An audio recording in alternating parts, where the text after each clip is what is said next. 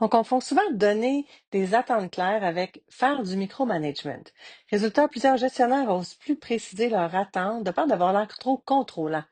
En fait, la microgestion, c'est quand on veut tout savoir, tout valider, tout décider à la place de l'autre. Créer des attentes claires, c'est l'inverse. C'est créer un cadre qui permet à l'autre d'être autonome. Autrement dit, dans la microgestion, on retire la responsabilité. Dans la clarté, on la partage.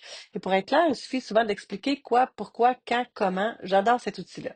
Le comment, c'est la zone d'autonomie de la personne, sauf évidemment si elle n'a pas encore les compétences. Là, notre rôle, ça va être de l'accompagner, mais pas de contrôler. Donc, par exemple, une directrice veut un rapport trimestriel. En mode microgestion, elle va relire chaque section, reformuler chaque phrase, approuver chaque graphique.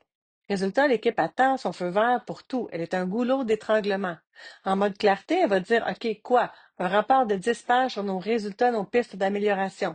Pourquoi? Il va servir au comité exécutif. Quand? Le 15 avril. Comment? Libre à vous sur la structure tant que les données sont validées à 100%. Si vous manquez d'idées, on peut prendre le modèle de l'année passée. Et si quelqu'un a besoin d'aide pour sa première fois, elle prend le temps de lui montrer puis elle va faire plus de suivi.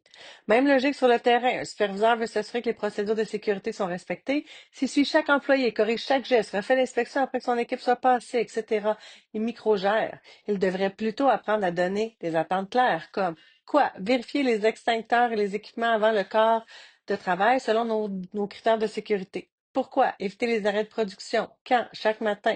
Comment? À vous de choisir la méthode. Il va cadrer sans étouffer. Avoir le courage d'être clair, c'est pas être autoritaire, c'est être cohérent.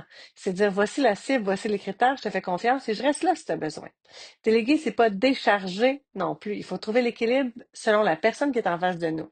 Souvenez-vous que la clarté, elle libère et crée de l'autonomie. Le contrôle, lui, étouffe et crée des phrases comme tu me l'avais pas dit.